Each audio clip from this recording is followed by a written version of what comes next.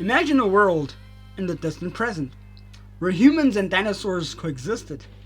Crazy to think, right? But what happens when the dinosaurs attack the humans in a rampant fit of rage and the only salvation is an old blood mechanic, a beautiful diplomat explorer, another mechanic, and a mysterious hacker-like brute in an attempt to save humanity whilst going through the carnage of a beat-em-up game filled with dinosaurs, thugs and punks, and NPCs with lame and sometimes obscure names, and Blanka? Yes fam, in today's video, we're going deep into the lost and forgotten world of Cadillacs and dinosaurs. So join me, ladies and gentlemen, boys and girls, and children of all ages, as we dive into the mystery of what really happened to Capcom's classic dinosaur arcade game, Cadillacs and Dinosaurs. Cadillacs and Dinosaurs, released in 1993, developed by Capcom from the idea stemmed from Mark Schultz's Xenozoic Tales. Spanning 14 issues from 1986 to 1996, and an animated TV series, was one-of-a-kind arcade game that brought together two of the coolest things from the 20th century, dinosaurs and classic American cars. Set the story in a post-apocalyptic world 400 years after the Great Second Cataclysmic Event, where dinosaurs, cars, and humans coexist in a strange new reality.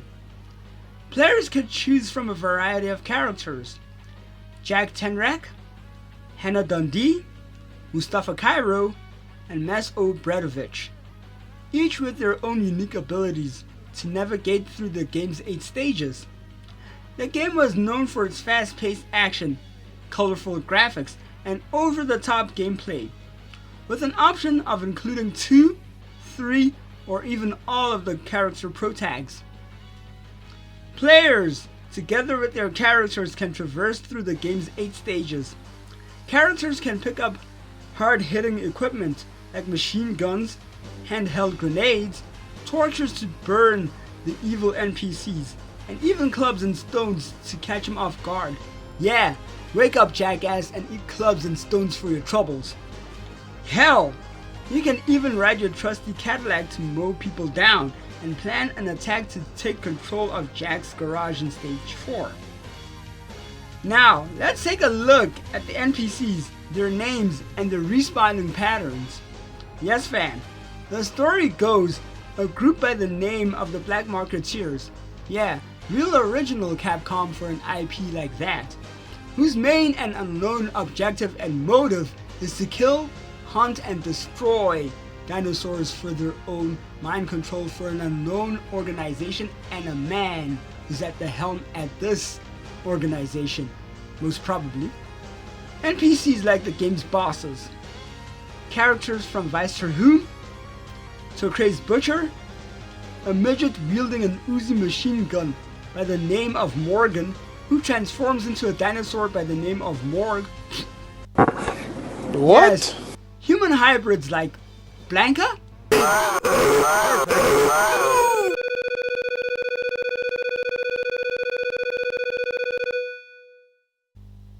Well, no, just a twisted configured name of Bludge.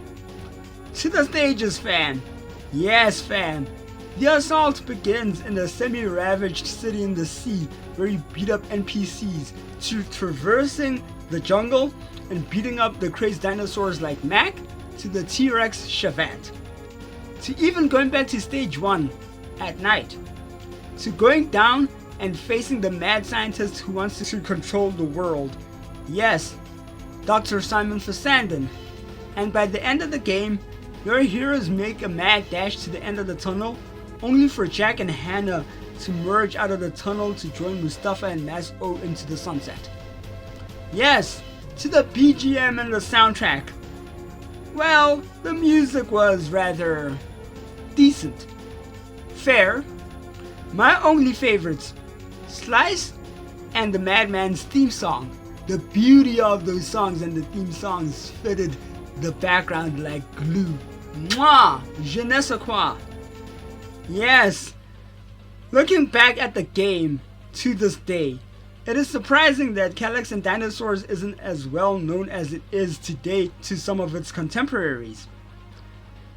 To the few reasons why, it could be the rapid evolution of the gaming trends in the 1990s.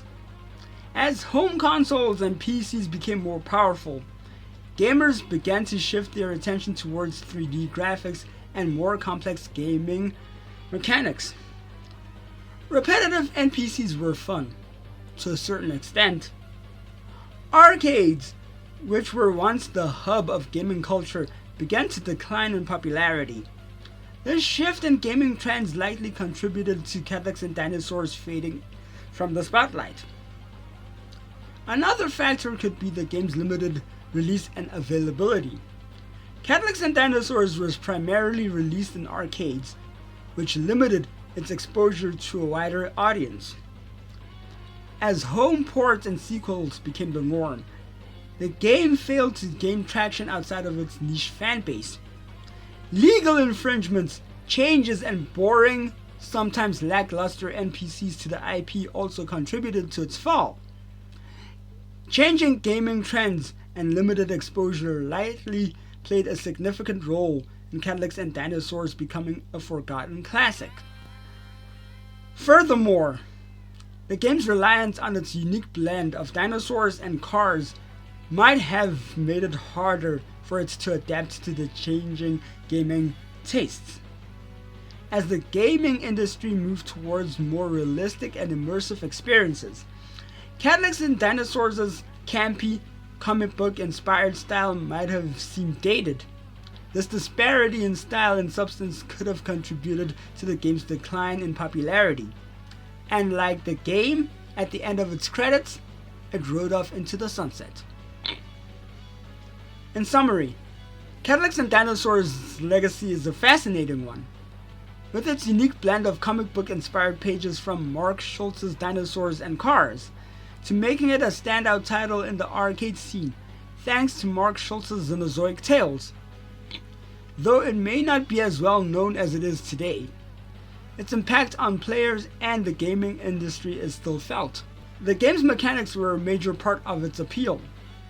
Players could choose from a variety of characters, each with their own strengths and weaknesses, and navigate through hordes of enemies in a variety of environments, blood and gore alike. Hell, even the dinosaurs did not discriminate on who to chomp and eat. The game's storyline, based on the comic book series Xenozoic Tales by Mark Schultz, added a layer of depth to the gameplay. The combination of fast-paced action, colorful graphics, and engaging gameplay made Cadillacs and Dinosaurs a standout title in the arcade scene.